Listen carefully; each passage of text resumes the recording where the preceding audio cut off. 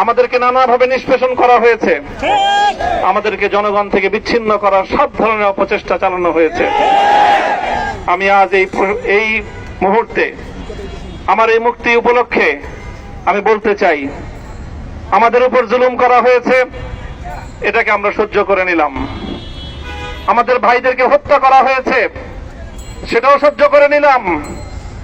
আমরা আমার সন্তানের লাশ কাঁধে তুলে নিয়েছি, সেটাকেও আমি হাসি মুখে বরণ করে নিলাম।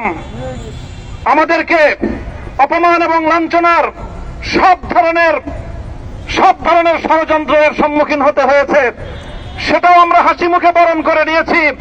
কিন্তু আল্লাহর জমিনে আল্লাহ এবং তার রাসূলের কোন সম্মান এক মুহূর্তের জন্য আমরা বরদাস্ত করে নেব। আমরা আমাদের সর্বোচ্চ ত্যাগ এবং কোরবানি স্বীকার করতে প্রস্তুত রয়েছি, জীবন দিতে প্রস্তুত রয়েছি। আল্লাহর জমিনে আল্লাহর দ্বীনের ঝান্ডা সমুন্নত করেই আমাদের যাত্রা থামবে ইনশাআল্লাহ। হয়তো শাহাদাত, নয়তো খেলাফত ইনশাআল্লাহ।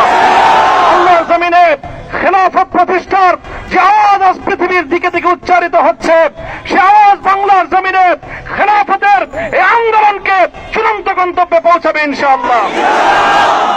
আমি বাংলাদেশের আলেম সমাজ, হেফাজতে ইসলাম বাংলাদেশ সহ বাংলাদেশ খেলাফত মজলিস সহ সকল ভ্রাতৃপ্রতিম সংগঠন, সকল ধর্মপ্রাণ, ইসলামপন্থী বিভিন্ন ছোটখাটো মতভেদ, মতবিরোধ, মত পার্থক্যের ঊর্ধ্বে উঠে যারা এলাহে কালেমাতুল্লাহর এই এক বাণীতে বিশ্বাসী, আল্লাহর জমিনে আল্লাহর দ্বীন কায়েম